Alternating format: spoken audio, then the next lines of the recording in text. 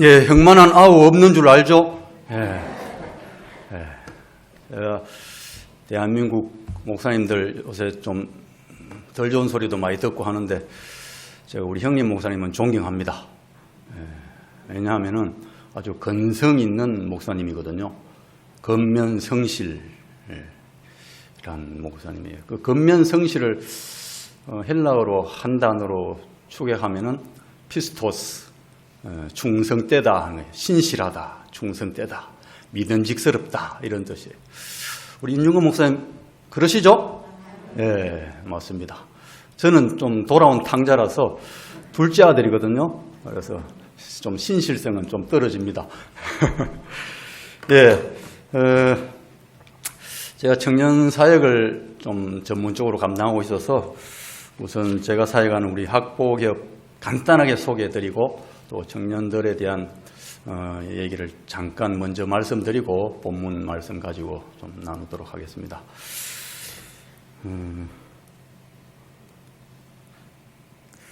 예, 여기 작게 쓰여져 있는데 이게 대구 학보기업에 속한 캠퍼스 선교단체 단체 이름들입니다. 뭐 CCC, CMI, DFC, DSM 쭉 있는데 저거 한번 봐도 뭐 잘 모르겠죠. IBF도 있는데 IYF는 또 기쁜 소식 선교회고 이단입니다. 구원파. 그래서 영문 이니셜이 비슷비슷해서 여러분들이 기억을 잘 못할 텐데 그래서 제가 지난번 신천지가 코로나 많이 일어나서 캠퍼스에서 우리는 신천지하고 다르다 하는 것을 학생들에게 알려주려고 우리 단체 이름하고 해서 대표자 연락처하고 해서 이렇게 건전한 복음주의 선교단체들이다 하고 나눴던 팜플렛이 있는데 이것을 제가 여기 두고 갈 테니까 필요하신 분들은 보시면은 건전하고 복음적인 선교단체들 영문 이니셜하고 한국 이름하고 한글 이름하고 다 있습니다. 참고하시면 되겠습니다. 그리고 우리 대향교회, 대향교회도 선교단체 CCC 강사님을 배출한 교회죠. 서간청 강사님. 서간청 강사님은 대구 CCC에 있다가 지금 경주 책임 강사를 맡고 있는데 여러분 강사님은 풀타임 캠퍼스 선교사입니다. 그래서 다른 직업을 가지지 않고 해외 선교사처럼 캠퍼스에서 복음 전도하고 사역하는 풀타임 선교사죠. 그래서 우리 서간청 강사님 아주 훌륭하게 캠퍼스 선교 사명을 잘 감당하고 있습니다. 그래서 우리 대향교회도 자부심을 가지고 캠퍼스 선교에 일꾼을 길러냈던 그런 교회이기 때문에 많이 배후에서 기도해 주시고 응원해 주시면 감사하겠습니다.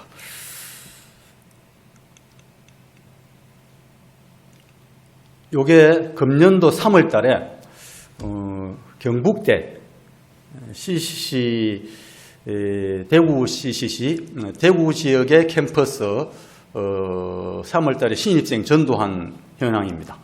그래서 보시면은 쭉 나와 있죠. 그래서 금년 봄에 신입생들 전도한 접촉한 숫자가 1950명이 1950명.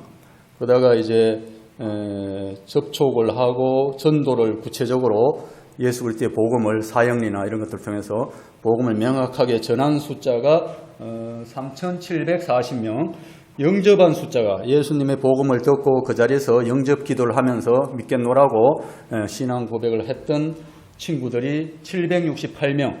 그 다음에 그 인원 중에서 계속해서 CCC 강사님들이나 또 순장들하고 연결되어져서 양육을 받고 있는 그래서 CCC 모임에 참여하고 있는 숫자가 521명 이렇게 되어 있습니다. 그래서 캠퍼스 선교가 어렵고 힘든 상황이지만은 그래도 열심히 신입생들 만나고 어쨌든 접촉점을 만들어서 예수 그리스도의 복음을 전하고 있고 많은 사람이 사회로 진출하기 전에 대학에 있을 때 예수님을 만나고 변화된 인생으로 새 출발하는 그런 기회를 우리 선교단체들을 통해서 가지고 있습니다. 이것은 청년 연대별 개신교 비율입니다. 20대 청년. 보시면은 개신교가 기독교죠. 1984년도에 20%였어요. 근데 작년 21년도 통계가 14%. 전국적으로 우리 남한 사회에서 개신교 청년 20대가 개신교로 종교를 가지고 있는 친구들이 14%. 예, 지금도 비슷합니다. 이 이유를 보여주고 있습니다. 그런데 경상도, 대구, 경북, 부산, 경남, 울산 포함해서 경상도권은 8.7%, 8.9% 이렇습니다. 그래서 타 지역에 비해서 이 경상도가 경남은 8.9%, 경북권은 8.7%, 대구, 경북권이 제일로 낮습니다. 제주도, 강원도하고 거의 비슷하게 8.7%로 지금 나타나고 있습니다. 약간의 오차는 있을 수 있어도 이 범주에서 지금 기독교 비율을 보여주고 있습니다. 그래도 우리 개신교 우리 청년들 이 사회에서 부끄러워하거나 기죽을 필요는 없어요.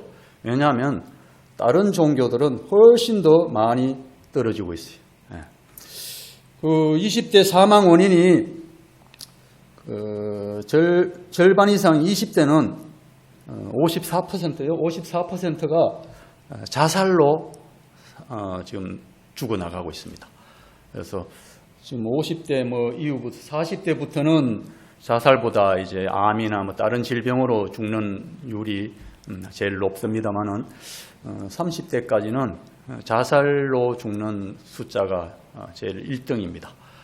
특히 20대는 50%가 넘습니다.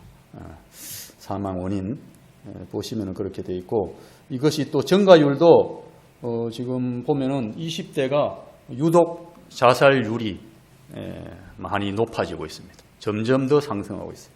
그만큼 20대들이 삶의 목적을 찾지 못하고 비전을 갖지 못하고 그냥 방황하다가 인생 잘 안 풀리고 하니까 스스로 목숨을 끊는 이런 아주 비극적인 현상이 우리 사회에서 일어나고 있습니다.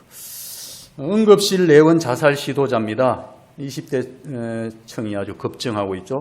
자세히 안 보이겠습니다만은 제일 위로 올라가 있는 이걸 보면은 우리 20대가 자살은 성공 못해야 되는데 성공 못했지만은 자살을 시도해서 응급실에 실려왔던 숫자들입니다. 그래서 훨씬 지금 높아지고 있습니다. 20대가 다른 연령층은 그래도 좀 낮아지고 있는데 유독 20대가 높아지기 때문에 이 청년에 대한 우리의 관심과 기도 또 응원이 정말 필요한 그런 시대입니다. 예, 오늘 본문 말씀 가지고 같이 좀 나누도록 하겠습니다. 누가복음 10장 28절부터 이 이웃 사랑하라는 예수님의 가르침 너무나 잘 알고 계신데 본문을 가지고 조금 나누도록 하겠습니다. 예수께서 이르시되 너도 가서 이와 같이 하라. 이 이야기를 강도 만난 사람 이야기를 쭉 하고 나서 결론적으로 하신 말씀이에요. 너도 가서 이와 같이 해라. 이것이 예수님의 가르침이고 명령입니다. 그래서 제목을 이렇게 했습니다. 예수 믿는 사람으로서 어떻게 살 것인가. 예수님이 이와 같이 하라 했는데 이와 같이 살아야 되는데 어떻게 살 것인가. 이런 제목으로 같이 좀 나누도록 하겠습니다. 예수 믿는 사람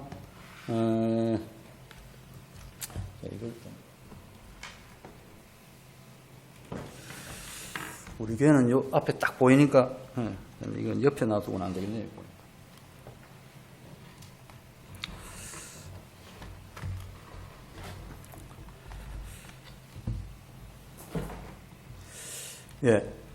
예수 믿는 사람이 되어 있는가가 중요하죠. 어떻게 살 것인가는 예수 믿어야만이 그 다음에 어떻게 살 것인가 나오죠. 일단 정말 나는 예수 믿는 사람인가 하는 측면에서 한 5가지 먼저 좀 이렇게 큰 테두리 속에서 우리가 마지막 예수님을 믿는 자로서 어떻게 살 것인가를 살펴봐야 되거든요. 그래서 이걸 다 언급하지 못하고 어쨌든 이것이 전제된 것을 생각할 때 첫째는 예수님을 나의 그리스도로 믿는가 하는 거예요.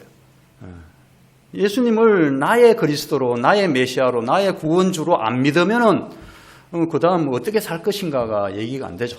그래서 이게 전제되는 겁니다. 이거 한 구절만 말씀 나누면은 요한일서 5장 1절에 예수께서 누구이심을 믿는 자마다 하나님께로서 난 자다.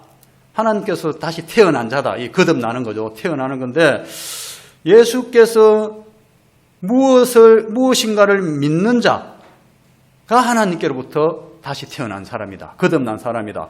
여러분 예수님을 누구이심으로 믿습니까? 네. 그리스도. 예수께서 그리스도이심을 믿는 자마다 하나님께로부터 난 자다 이 말이에요. 그래서 예수님이 나의 그리스도가 되어 있어야 돼요. 나의 그리스도로 믿어야 됩니다.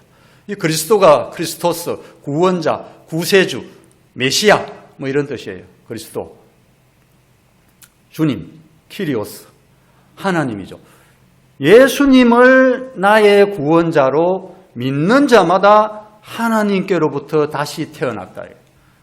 부모님께로부터 우리가 처음 육신이 태어나는 것처럼 예수님을 그리스도로 믿는 사람은 다 하나님께로 다시 태어난 사람이다. 중생함을 입은 사람입니다. 이것이 전제돼야 돼요. 이것이 안 된 상태에서는 다른 기초공사가 안 된 거죠. 두 번째는 예수님을 믿어서 나는 어떤 존재가 되었는가죠. 내가 예수 믿으니까 교회 다닌다. 그 다음에 헌금 낸다. 주일 성수한다. 십계명을 지킨다. 이것 앞서 내가 예수 믿어서 뭐 됐냐? being이죠. being. doing보다 앞서 being이 돼 있어야 돼요. 뭐가 됐느냐? 내 존재적 가치가 어떻게 바뀌었느냐? 말씀을 보면은 갈라디아서 3장 26절에 너희가 다 믿음으로 말미암아 그리스도 예수 안에서 무엇이 되었다? 라고 성경은 가르칩니다. 뭐가 됐습니까? 예수 믿어서? 믿음으로 말미암아 그리스도 예수 때문에 그리스도 예수 안에서 뭐가 되었어요? 로마서 말씀에는 의인이 되었죠. 여기서는 갈라디아서 3장 26절에는 이렇게 우리에게 확실하게 밝혀주고 있습니다. 예수 믿으면 하나님의 아들이 되었다라고 말씀하고 있습니다. 여러분이 예수님을 나의 그리스도로 믿고 영접하고 받아들이고 믿음으로 이 신앙을 가지고 있다면은 여러분은 하나님의 아들이 되었다고 진리의 성경이 여러분에게 밝혀주고 있습니다. 믿습니까? 그래서 저도 예수 믿고 하나님의 아들이 되었거든요. 그래서 육신적으로는 우리 형님의 동생이지만은 지금은 예수 믿어서 예수님 동생이 되었어요. 예수님이 하나님의 맏아들 되시고 저는 아들들, 쭉 이어진 아들들에 포함되어서 예수님의 가족이 되었죠. 하나님 가족. 그래서 하나님 우리 아버지고 하나님께로부터 다시 태어나서 그래서 여러분 우리가 주기도문 할 때도 하늘에 계신 우리 아버지여 할 때 이런 말씀이 확실한 믿음을 가지고 하늘에 계신 우리 하나님 아버지를 나의 아버지로 부르시기를 바랍니다. 그래서 예수 믿는 사람들은 그리스도 예수 안에서 그분의 구원의 은혜로 하나님의 아들이 되었다는 사실을 명확하게 우리 청년들 가지고 인생을 살아가시기를 축복합니다. 그래서 누가 나보고 너 이 자식 개의 새끼 뭐 이런 욕을 해도 내가 왜 개새끼냐? 나는 하나님 자식이다. 하나님 새끼다. 이런 자부심을 가지고 살아갈 수 있기를 바랍니다. 그래서 누가 저보고 뭐 욕을 하고 목사가 어떠니 저떠니 별 욕을 다 해도 너희들이 아무리 그렇게 떠들어도 그건 가짜 뉴스다. 가짜 뉴스. 진짜 뉴스는 진실은 나는 하나님 자식이야. 우리가 자랄 때 부모들이 때로는 못된 짓 하고 이러면 이놈의 자식아 하고 이놈의 자식이 아니에요. 하나님의 자식입니다. 믿습니까?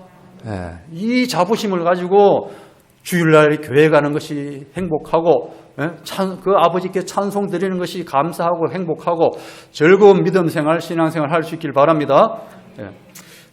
이런 구절이 수도 없이 많습니다. 제가 하나씩만 이렇게 말씀을 드리는 거예요. 예수님을 믿는 자로서 자존감, 기쁨, 감사함이 있는가?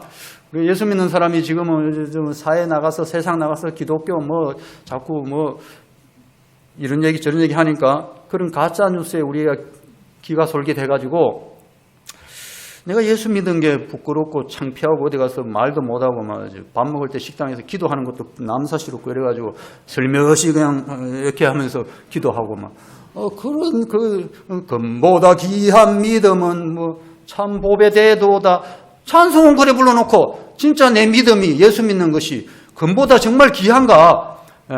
그런 자부심과 자존감을 가지고 우리가 믿음 생활을 할 수 있길 바랍니다. 사도 바울은 이렇게 고백했어요.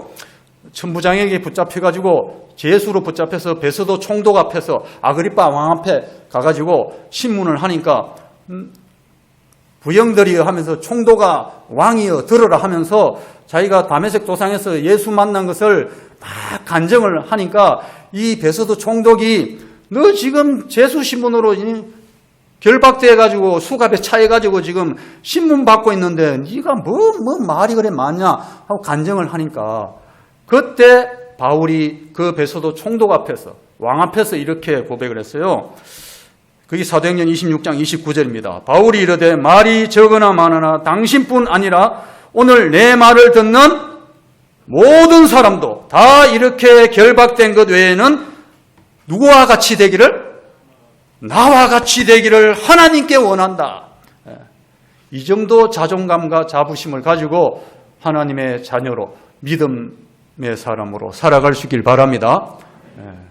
내가 이렇게 지금 결박돼가지고 제수 신분이 되어 있는 것, 수갑 채워져 있는 것, 이렇게 되기를 원하는 건 아니다. 그러나 너희들도 전부 다 나처럼 예수 그리스도를 너의 구주로 만나서 하나님의 자녀로, 하나님 백성으로 하나님의 은혜 입고 살게 되기를 바란다. 이겁니다. 얼마나 자존감이 높습니까? 웬만한 상황에서는 주눅 들지 않아요. 이것이 예수 믿는 사람의 아주 표본입니다. 표본. 여기 계신 분들, 아이고, 내가 공부한 것도 짧고, 뭐, 가방끈도 짧고, 뭐 어쩌고, 뭐, 돈도 많이 못 가졌고, 내가 뭐, 내 꼴이 이런데 하면서 그냥 어디 가서, 늘 그냥 주눅들어 살지 마세요. 하나님이 여러분들을 얼마나 사랑하셨으면 독생자 내어주고 여러분들을 맞바꿨겠습니까? 자기 아들 내어주고 여러분을 얻기 위해서 값으로 내어주셨잖아요. 이런 자부심과 자존감을 가지고 우리 특별히 우리 젊은 사람들 어릴 때부터 이런 자존감 가지고 세상을 헤쳐나가며 살아가야 돼요. 비굴할 필요가 없습니다. 예수를 믿어서 선물로 받은 것이 있는가? 선물은 카리스, 은혜입니다. 은혜. 은혜가 풍성한 하나님은 맨날 노래 부르는데 그 풍성한 하나님 풍성하신 은혜 나는 받은 게 뭐 있냐? 그래야 뭐 감사하고 행복하게 그분을 찬양하고 노래하죠. 에베소서 2장 8절에 보면은 너희는 그 은혜를 인하여 믿음으로 말미암아 뭘 받았다? 구원을 받았으니 이것은 너희에게서 난 것이 아니요 하나님의 선물이라.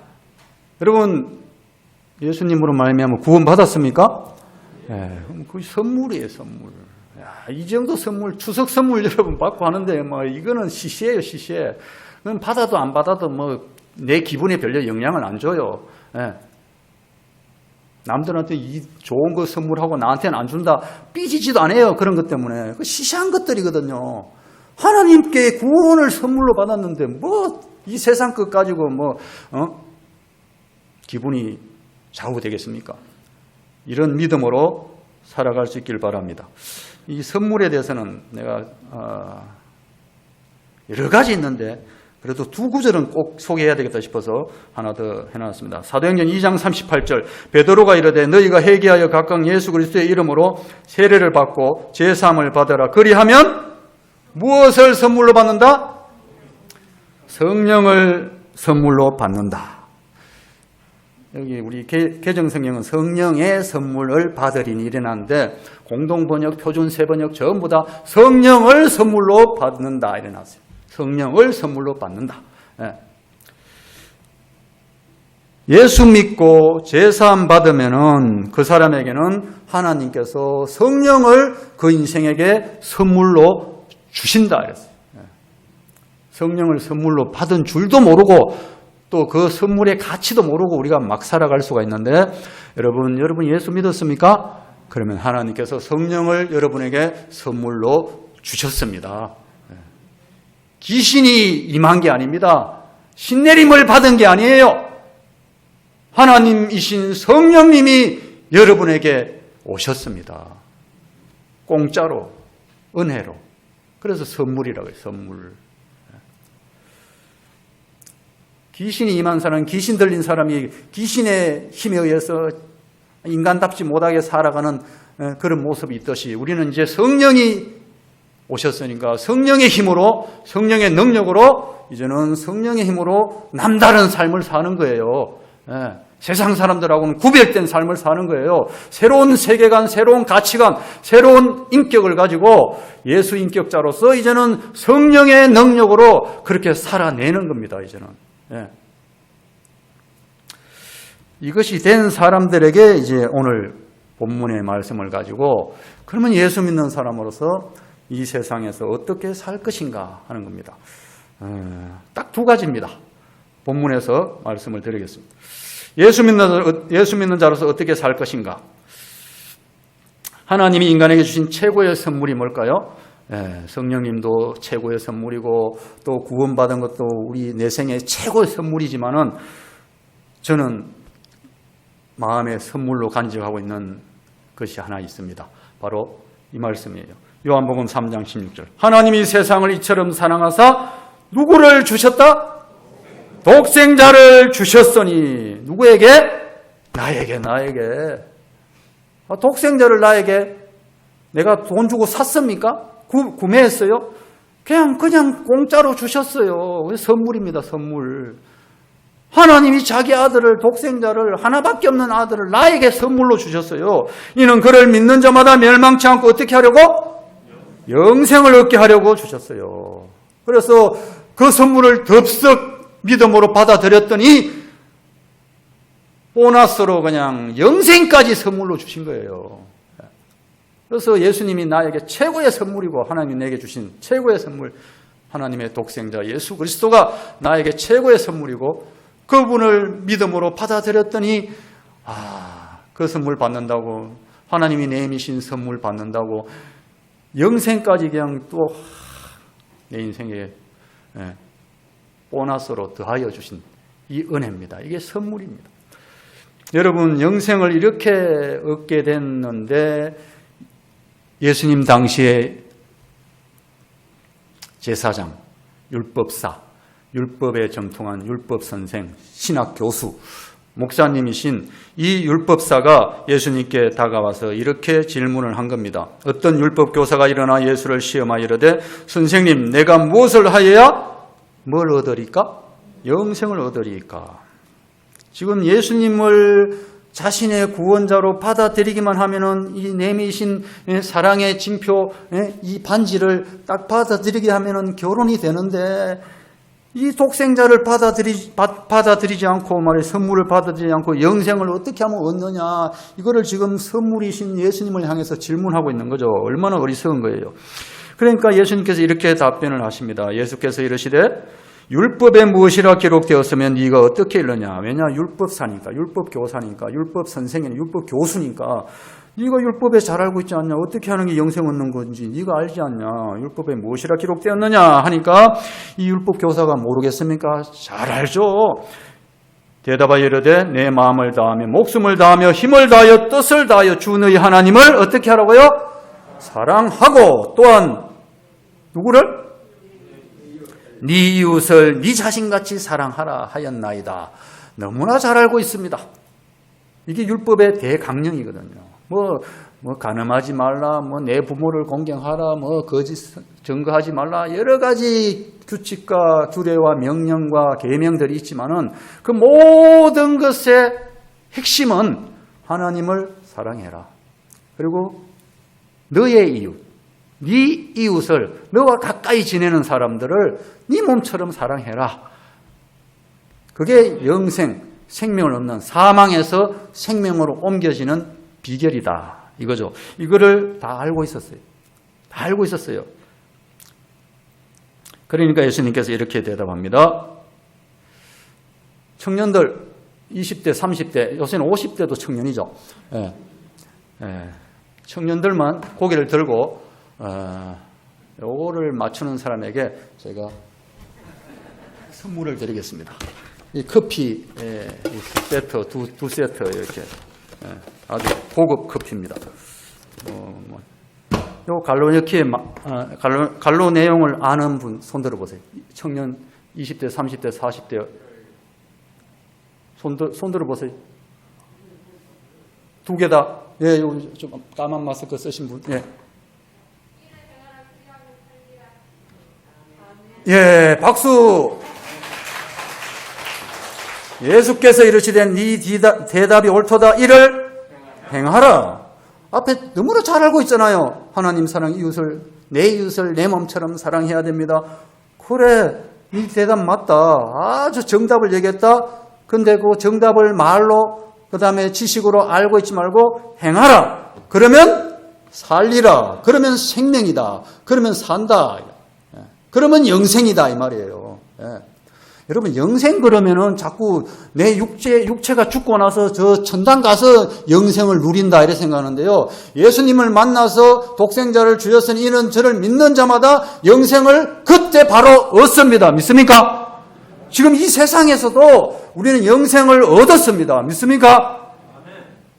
그 영생을 얻고 누리는 자가 누구냐? 바로 예수님을 믿고 그 예수님의 은혜를 입어서 그 예수님의 사랑, 하나님의 사랑 가지고 이웃을 내 몸처럼 사랑하고 하나님을 그렇게 마음을 다하고 힘을 다하고 내 뜻을 다해서 성품을 다해서 내 인격을 다해서 하나님을 죽도록 사랑하는 그 사람, 그렇게 행하는 사람, 그 사람은 사망으로 치닫지 않고 산다 이렇게 말합니다. 산다.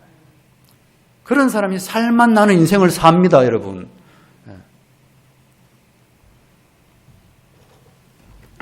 요거 나중에 마치고 가져가십시오.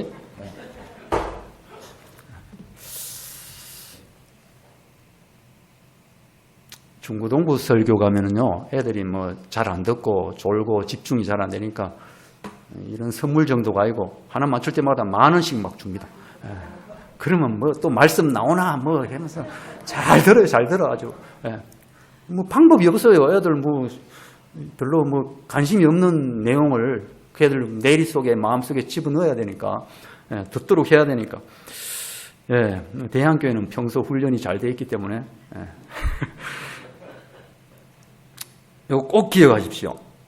행하라 살리라. 한번 따라 합시다. 행하라 살리라. 행하면 산다. 내가 행하면 내가 산다.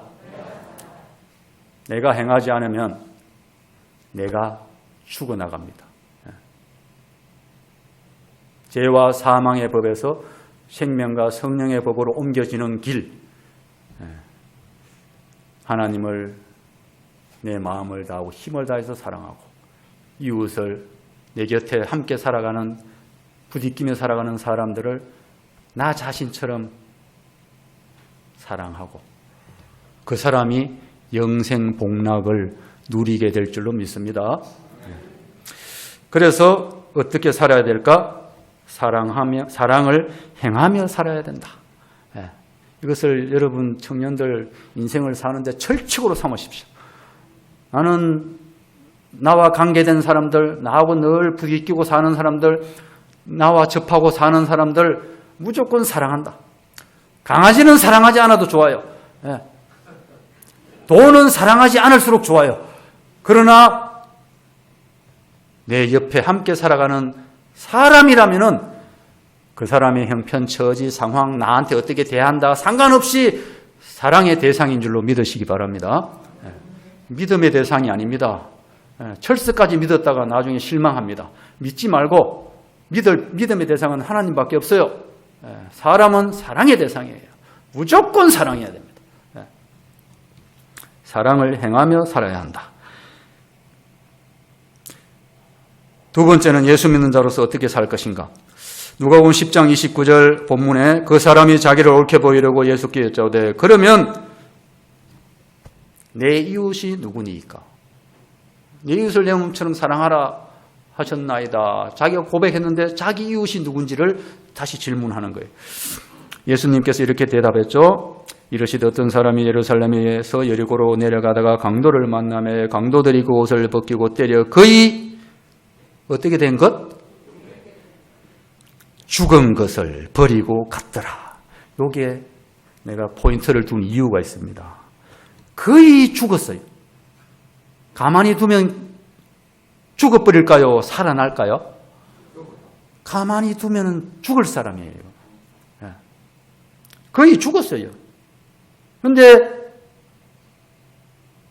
여기를 마침 지나가던 사람 있죠. 제사장, 레위인, 어떻게 보면 성직자, 또 풀타임으로 성전을 섬기는 교회 봉사하는 레위 지파 사람들. 그 사람들은 이 사람을 피하여 보고도 피하여 지나갔다 그랬어요. 거의 그 옷을 벗기고 때려 거의 죽은 것을 버리고 갔더라. 이러한 처지 있는 사람에 대해서 어떻게 행하는 것이 사랑하는 것이겠는가. 두 번째는 사람을 살리는 삶을 살아야 한다. 첫 번째는 사랑을 행하며 살아야 된다. 내 평생, 내 일생 사람을 무조건 사랑하며 산다. 이것이 예수 믿는 사람으로서 어떻게 살 것인가의 첫 번째.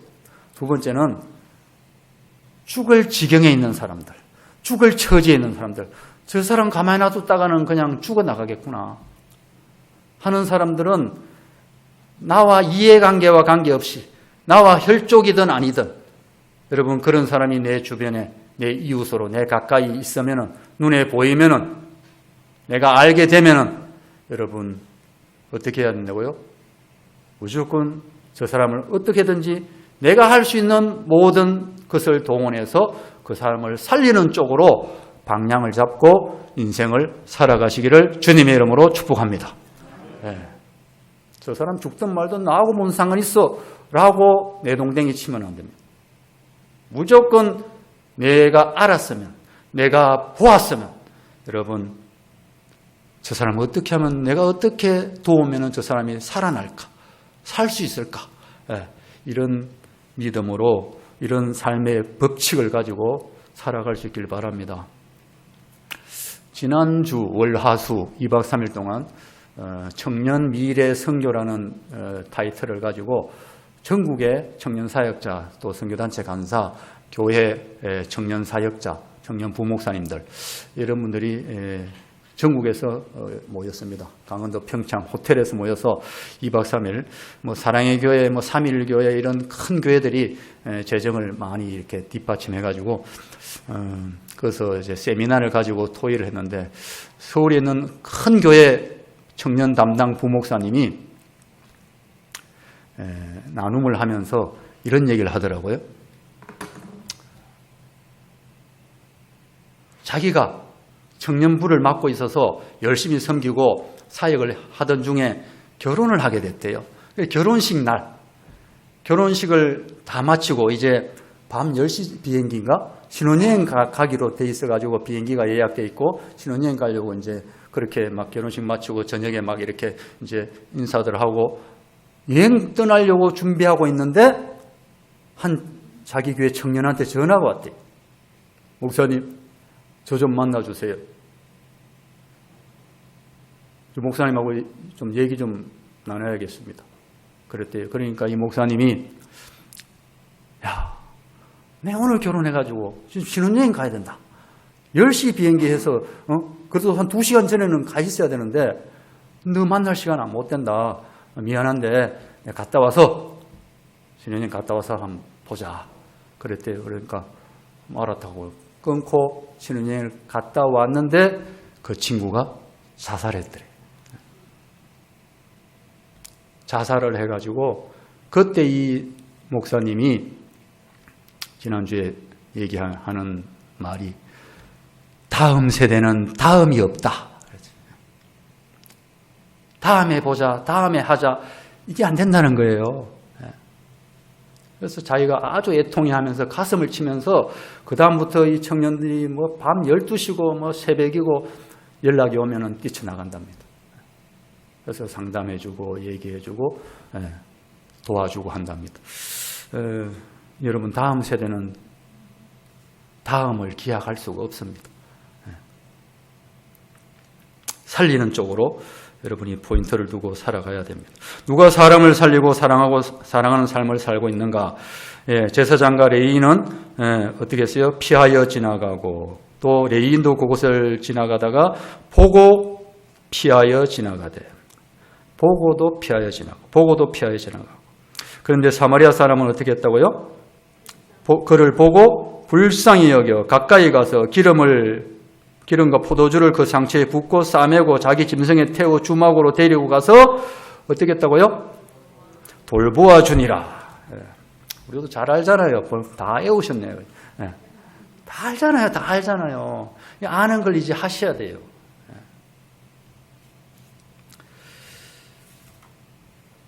여러분, 이 33절, 34절 사마리아 사람을 주어로 딱 어떤 사마리아 사람은 하고 그 다음부터 33절, 34절 두 절에 동사가 10개의 단어입니다.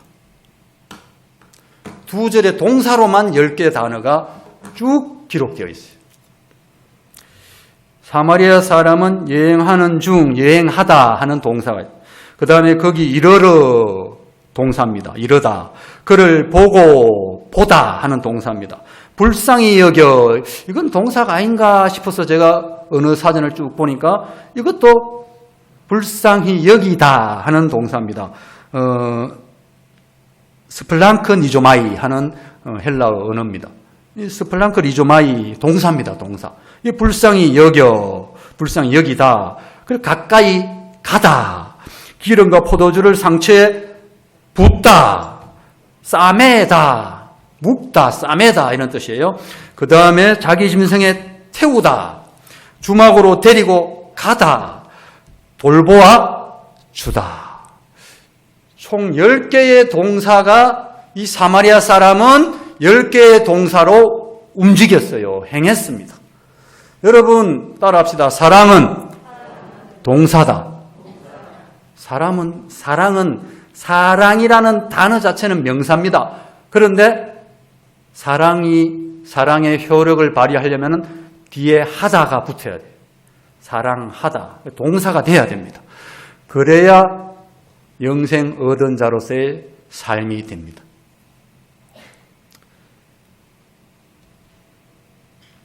(36절) 내 생각엔 이 세 사람 중에 누가 강도 만난 자의 이웃이 되겠느냐? 예수님께서 이 율법 교사에게 질문하신 내용입니다. 사랑을 동사로, 행동으로, 행위로, 삶으로 그렇게 살아가는 사람이 진짜 하나님을 사랑하고 이웃을 내 몸처럼 사랑하는 사람, 바로 영생 얻은 사람이다 라고 예수님이 가르쳐 주는 겁니다. 그 사람이 진짜 하나님 자식이다. 그 사람이 예수 믿는 사람이다 라고 지금 예수님께서 알려주고 있는 내용입니다. 그냥 두면 죽을 사람에게 여러분 다가가서 사랑을 행하며 살리는 삶을 사는 것. 이것이 예수 믿는 사람이 살아갈 방도입니다. 죽을 사람 많죠? 전 천지에 깔려 있습니다. 아이고 죽겠다. 아이고 죽겠다. 배고파 죽겠다는 사람 어떻게 해야 되겠어요? 배고파 죽을 사람이라면 밥 사줘야죠. 어떡합니까? 살려야죠. 네. 힘들어하고 죽을 지경에 있는 사람들은 어쨌든 내가 몰라도 알면은 내가 도울 수 있는 최선을 다해서 그 사람을 살아나는 쪽으로 여러분 돕고 함께 이렇게 더불어 살아가는 우리 크리스찬들이 다 되시기를 주님의 이름으로 축복합니다. 요거는 시간이 많이 되었기 때문에 생략하겠습니다. 제사장 레위인이 왜 강도 만난 자를 피하여 지나갔을까? 이것도 지나가겠습니다.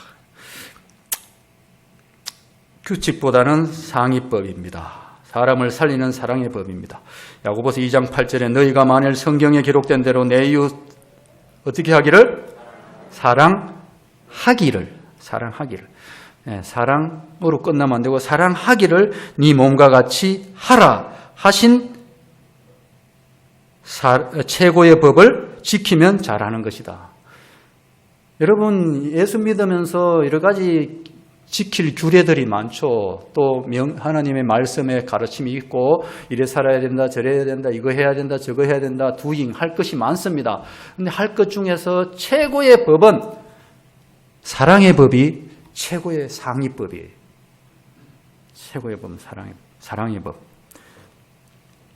그래서 형제하고 불화하면은 이게 화목하지 못하고 싸우고 막 열받아가 대통 한판 했으면 어떻게 해야 된다고요?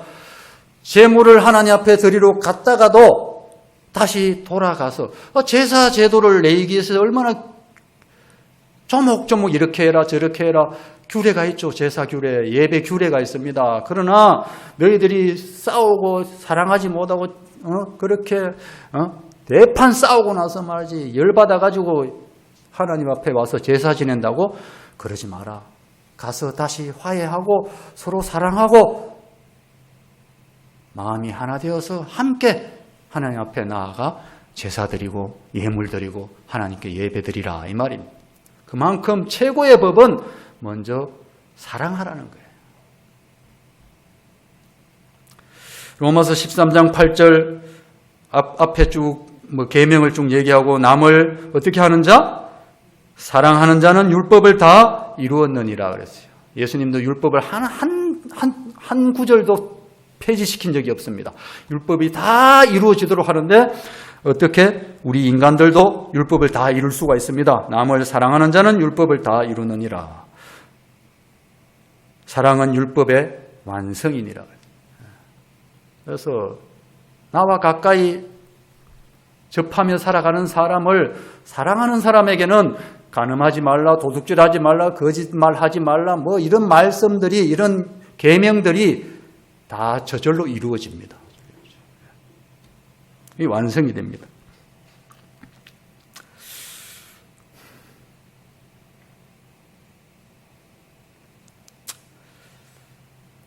마지막 구절이죠. 이르되 자비를 베푼 자니이다. 예수께서 이르시되 가서 너도 이와 같이 하라. 모든 결론은 결국은 너도 가서 이와 같이 살아라. 그게 하나님을 아버지라 부르는 하나님의 선민이라고 하는 너희들이 살아갈 방도다 하는 것을 가르쳐 주셨습니다. 삶의 현장에서 가까이 접하며 살아가는 사람들의 필요를 살피고 사랑으로 다가가서 돌보아주는 삶을 살아가자. 여러분 가까이 있을수록 사랑하지만은 때로는 서로 상처를 많이 주고받을 수도 있습니다. 여러분 자녀들이 누구에게 상처를 제일 많이 받는지 압니까? 김일성이한테 상처받는 게 아니에요. 네. 자기 부모에게 상처를 제일 많이 받아요. 저도 상처 많이 줬습니다. 네. 사랑하지만은 이상하게 가까이 접하게 살다 보면 트러블도 많이 일어나고 서로 안 좋은 얘기도 많이 하고 이렇게 하면서 상처를 줄 수도 있는데 여러분 가까이 지내는 사람일수록 그것이 최고의 이웃입니다. 이웃은 가까이 있는 사람이 이웃이잖아요. 그래서 내 가까이 있는 늘 접하며 사는 사람들이 아파하거나 힘들어하거나 또 고달픈 인생으로서 낭망하고 있을 때 말 한마디라도 용기를 북돋아주면 그 사람을 살리는 거잖아요. 기죽고 있는 우리 청년들, 기독 청년들에게 여러분이 교회 아빠, 교회 엄마, 교회 이모, 교회 오빠가 돼가지고 교회 아재가 돼가지고 아이고 내 자식들 우리 하나님 자식들인데 하고 여러분이 격려의 말 한마디 또 용돈 세뱃돈을 주고 하면은 힘을 얻잖아요. 용기를 얻고. 그래서 육신의 내 자식들만 이렇게 여러분 사랑하지 말고 육신의 자식들도 사랑해야 되지만은 교회의 하나님 자식들 다 우리 아버지의 자식이니까 귀하게 여기시고 사랑하고 돌보고 섬겼으면 좋겠어요. 청년들도 좀 교회 생활하는 것이 자랑스러워야죠. 우리 교회에서 실제로 행했던 일들인데 가난한 사람들에게 구제비를 나누고 있습니다. 그리고 어려운 학생들에게는 장학금을 금액이 적지만은 또 학생 수가 많으면 금액이 좀 줄어들어요. 그러다 보니까 적은 금액이지만은 우리 필요에 따라서 이런 것들을 나누려고 애를 쓰고 있는데 한번 2018년도인가요? 장학금을 청년들에게 좀 나눠 주었더니 1학기 마치면서 그때 한 청년이 저녁에 저한테 카톡으로 문자 답변이 왔어요. 장학금 준 데 대한 고마운 표시로 댓글이 들어왔어요. 이런 내용입니다. 2018년 6월 17일이네요. 일요일. 목사님, 오늘 장학금 주셔서 정말 감사드립니다. 금액도 큰 금액이지만 금액을 떠나서 저를 생각해 주셨다는 것에 진심으로 감사드립니다. 모태신앙이지만 이렇게 저를 생각해 주시는 교회 어른은 정말 처음이어서 더욱더 많은 감동을 받았습니다. 제가 너무나도 많이 부족하지만 신앙생활을 더 열심히 하고 하나님께 영광 돌리는 삶을 살 수 있도록 격려해 주신 거라 생각하고 더욱더 진심을 다해 신앙생활 하겠습니다. 다시 한 번 더 감사드립니다. 금액도 큰 금액이지만 그랬지만 조금밖에 안 줬어요. 뭐 애들이 많은데 교회 돈은 뭐 별로 없고 이러니까 있는 거 탈탈 털어서 나눠줘도 뭐 조금밖에 안 돼. 개인한테 돌아가는 거는. 그런데도 자기는 그걸 큰 금액으로 얘기하면서 자기가 모태신앙으로 교회 생활을 쭉 부산에 있는 친구예요. 부산서 대구 경북대 와서 공부하던 친구인데 모태신앙이지만 이렇게 저를 생각해 주시는 교회 어른은 정말 처음이어서 이것이 좀 가슴 아팠어요. 자기를 생각해 주고 자기에게 관심 가져주고 자기를 위해 주는 교회 어른은 처음이랍니다. 사랑하는 성도 여러분, 우리 청년들이 또 어린이들이 청소년들이 교회에 왔을 때 특히 요즘은 깨어진 가정도 많잖아요. 부모가 이혼했다든지 뭐 하여튼 부모님이 별로 자녀에게 도움 안 되는 부모들도 많더라고요. 그런 자녀들이 참 의지할 곳도 없고 사랑 못 받고 자라나다가 교회에 왔는데 교회 장로님이 교회 권사님이 우리 엄마보다 나를 더 챙겨주고 사랑해주고 이런 것들을 교회에 와서 교회 생활 속에서 느껴야 되지 않겠습니까? 그래야 걔는 평생 난 교회 다녀야 되겠구나. 교회에 붙어 있어야 되겠구나. 부모의 사랑 못 받고 부모가 맨날 술 먹고 와서 때리면 애들이 가출하죠. 교회에 왔는데 교회에서 하나님의 사랑을 못 느끼니까 다 교회를 떠나가죠. 교회를 떠나가요. 우리 청년들은 이런 마인드로 이제부터 믿음 생활을 하시고 여기 우리 청년들도 이미 30대 되고 했으면 20대, 10대 우리 동생들 이런 교회 오빠, 교회 누나, 교회 언니 노릇 할 수 있기를 바랍니다. 나도 부족하지만은 작은 것이라도 자꾸 나눌 수 있는 그런 삶을 그것이 그 동생을 그 후배를 살리고 그 사람을 다시 용기를 북돋아주고 일으키는 그런 삶이 될 줄로 믿습니다. 그러면은 그 사람은 돈을 나누고 주면은 자기는 쪼달리고 망하느냐? 그렇지 않습니다. 주라 그리하면 내가 흔들어 넘치도록 채워주리라. 우리 예수님께서 아예 확실하게 그냥 못 박아서 얘기해 주셨어요. 주는 자는 하나님께서 더 주십니다. 그래서 성경에서는 주는 자가 복되도다 그랬어요.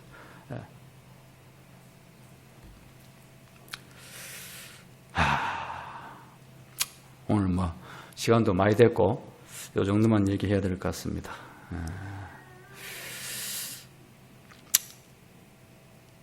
뭐 보니까 다시 불러줄 것 같지도 않고 우리 형님 여기 목회 오신 지가 벌써 뭐 15년 넘었나요?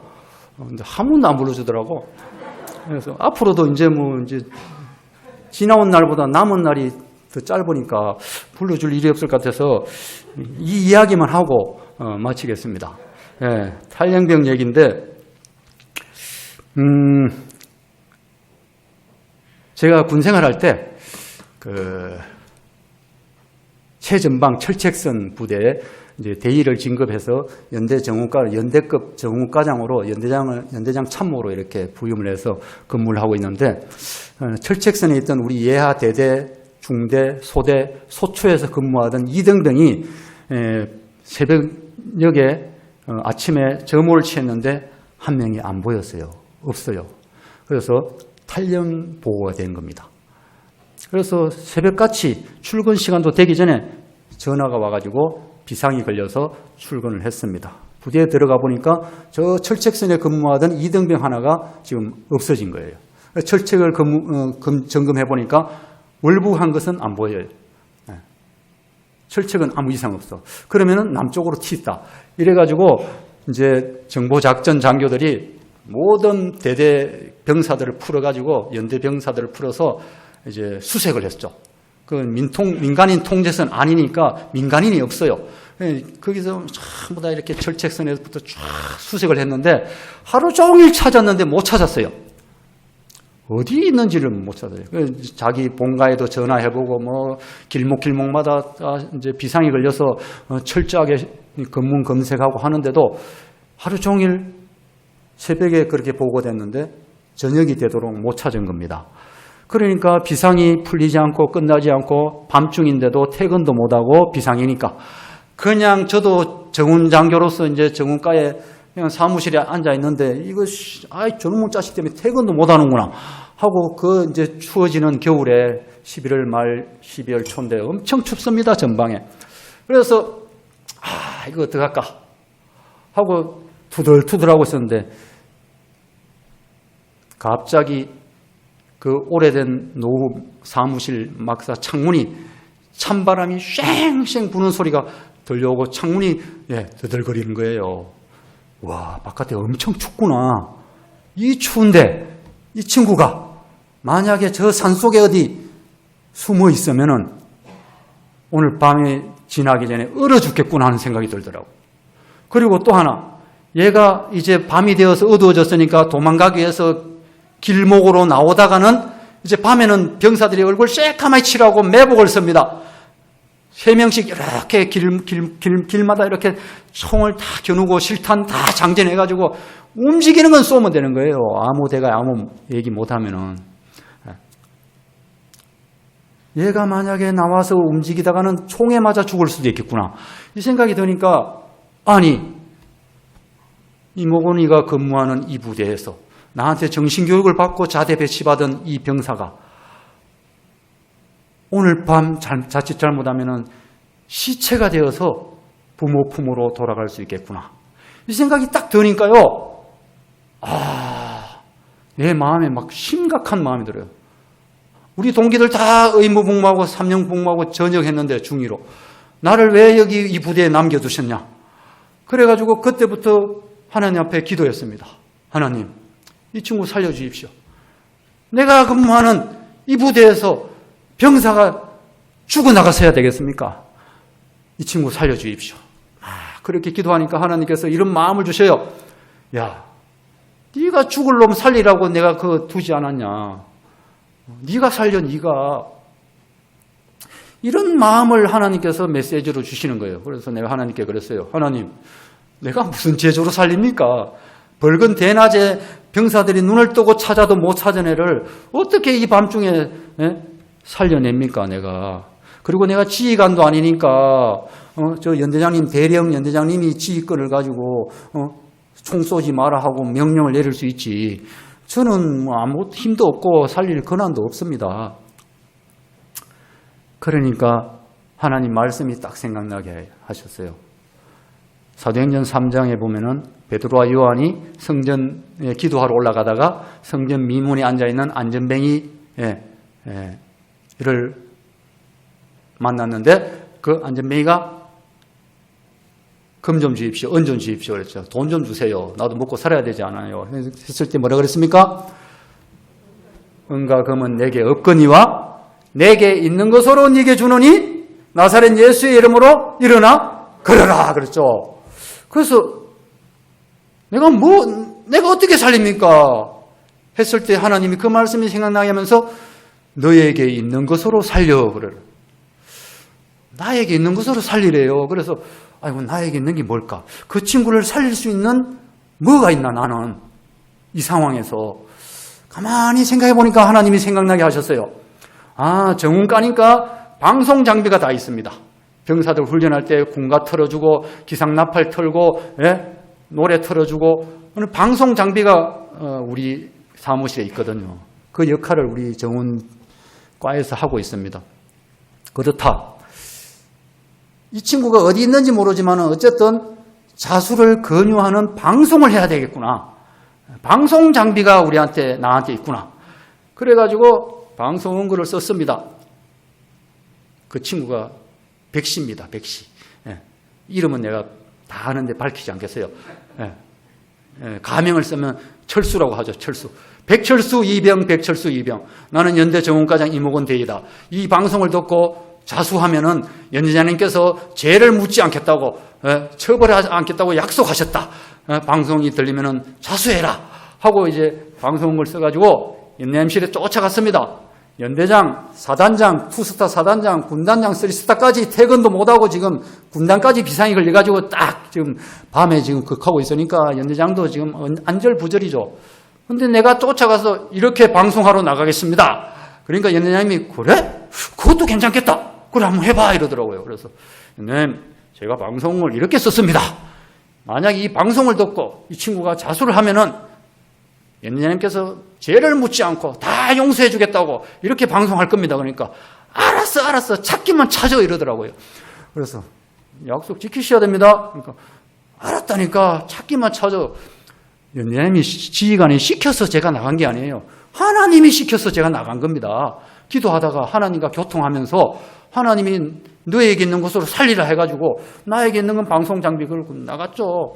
그래서 이제 칡차를 끓이던 칡차를 보온병에 넣어가지고 담고 정운병 뒤에 타라 그러고 운전병 해가지고 선탑좌석에서 쫙 갔습니다. 이 호루 다 벗겨내고 이제 방송을 해야 되니까. 그래서 스피커 다 싣고 그래서 방송을 하면서 딱 연대 본부에서 딱 출발을 하는데 연대 정문을 딱 나서는데 갈림길이에요. 그런데 이 친구 어디 있는지 압니까? 모르잖아요. 그 운전병은 나한테만 물어요. 어디로 갈까요? 갈림길 나올 때마다 물어요. 나는 아니야, 나는. 목적지가 있는 친구로 가야 되는데, 이 친구한테로. 모르니까 내가 어떻게 하겠습니까? 그게 믿음이 필요한 거예요. 하나님은 다 아신다. 전지하신 하나님, 우리가 배웠잖아요. 하나님은 다 아신다. 하나님은 지금 이 친구가 어디 짱 박혀 있는지 다 훤히 보고 계시는구나. 하나님은 다 알고 있구나, 이 친구 있는 것을. 그래서 하나님께 물었죠. 하나님, 이 친구 어디 있습니까? 이 친구 있는 곳으로 이 차가 가게 해주세요. 이렇게 기도를 했습니다. 운전병이 물을 때마다 과장님 어디로 갈까요? 그냥 생각나는 대로 우측으로. 또 어디로 갈까요? 좌측으로. 하면서 계속 가다 보니까 산 중턱의 깊은 산 속에 이렇게 군용차만 갈 수 있는 그런 군사도로 쭉 가고 있었는데 깜깜한 밤중에 고요하고 조용합니다. 아무런 네온사인 불빛도 없죠. 상가도 없고 민가가 없으니까. 정막사나 그 깜깜한 밤중에 그 추운 겨울에 가는데 방송을 계속하며 가는데 길 옆에 보니까 우리 탈영 안 하고 건전하게 군 복무 잘하는 우리 병사들이 새카마이 치라고 그 추운데 살살살 떨고 앉아가지고 쪼글씩 앉아서 총 겨누고 이렇게 앉아있는 거예요. 얼마나 불쌍합니까? 잠도 못 자고 그 추운데 막사에도 못 들어가고 길목에 전부 다 매복 서고 있는 거죠. 이 탈영 안 한 친구들까지 전부 다 지옥이 돼 있어요. 아이고 불쌍하고. 그렇지만 어떻게 합니까? 뭐 수고한다 하고 격려하면서 계속 방송하면서 산 속에 들어갔는데 뭔 소리가 내 있는 곳보다 더 위에서 뭔 소리가 들려와요. 뭔 소린가 해서 방송을 중지하고 탁 들어보니까 저 위에서 저 여기 있어요. 메아리 치듯 소리가 쫙 들려오더라고. 그 깜깜한 밤중에 조용한 곳에 저 여기 있어요. 그래서 너무 반가워가지고 스피커 방향을 전부 그쪽으로 돌려놓고는 연대정원과장 이목원 대위다. 아무 걱정하지 말고 지금 차량 헤드라이트 불빛 있는 곳으로 내려와라. 그러니까 이 친구가 그 낙엽 밟는 소리가요 막 뛰어내려오는 거예요. 타타타타타타. 가까이 올수록 이 낙엽 소리가 막 뛰어내려온다는 느낌이 들어가지고 뛰지 마라.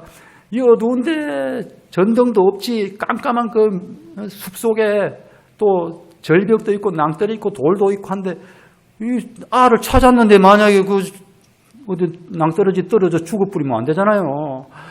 뛰지 마라. 천천히 내려와라. 계속 뛰지 말라고 막 얘기를 하고 방송으로. 근데 가까이 올수록 애가 안 뛰질 않아. 계속 뛰어요. 계속 막 빨리 막 내려오더라고. 다다다닥 내려오는데 떡 내려서는데 보니까 완전히 동네의 차림이에요. 그러니까 자다가 뭐 꿈을 잘못 꿨는지 불안했는지 이게 자다가 그냥 도망쳐 나온 거예요. 비무장으로. 하루 종일 굶었죠. 아침, 점심, 저녁. 그 다음에 그 추위에 떨었죠. 군복도 제대로, 옷도 제대로 안 입고. 내의 차림으로. 그러다가 탈영을 했는데 이러지도 못하고 저러지도 못하는 공포감 엄습해 오죠. 얼마나 죽을 상황이었습니까? 모든 면에서 이 친구는 인생에 아무런 소망이 없고 희망이 없고 지금 불빛이 없는 상황에서 이 지를 찾는 이 방송 소리가 지는 완전히 이 복음이에요, 복음.